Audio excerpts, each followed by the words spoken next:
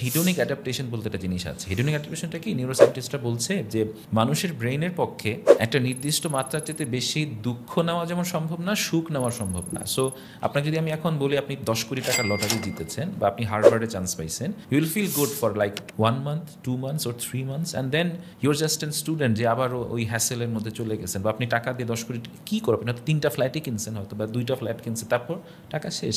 So একটা সময় এই সুখটাকে ব্রেইন সাম্যাবস্থায় নিয়ে আসে। সিমিলারলি দুঃখও একই জিনিস। আপনি যত বেশি দুঃখে পড়েন না কেন, সেটা লস অফ এ চাইল্ড হোক, লস অফ এ পার্টনার হোক, আপনার স্ট্রেস স্কেলে সবচেয়ে সর্বোচ্চ স্ট্রেস বলা হচ্ছে কি লস অফ এ পার্টনার। হ্যাঁ, এর চেয়ে বেশি স্ট্রেস কোথাও অন্যটা বলা হয় না, অফ এ চাইল্ড, অ্যাটলিস্ট রিসার্চে তাই দেখা গেছে। সো এই দুঃখটাও একটা সময় আপনি কিছু না করলেও, থেরাপি না নিলেও এটা সাম্যাবস্থায় চলে আসে। কারো 6 মাস লাগে, কারো 1 বছর লাগে। স্পট থেকে যায় আপু, মানে স্কার থেকে যায়, বাট জিনিসটা হিল হয়ে যায়।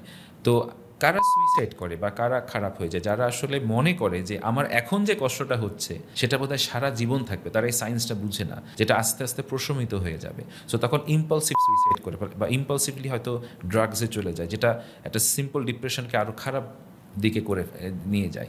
সো হিডোনিক অ্যাডাপ্টেশনের থিওরিটা বুঝতে হবে, যেটা আস্তে আস্তে একটা সময় আপনি প্রকৃতি, নেচার, আল্লাহ যাই বলেন না কেন, এটা প্রশমিত করে দিবে।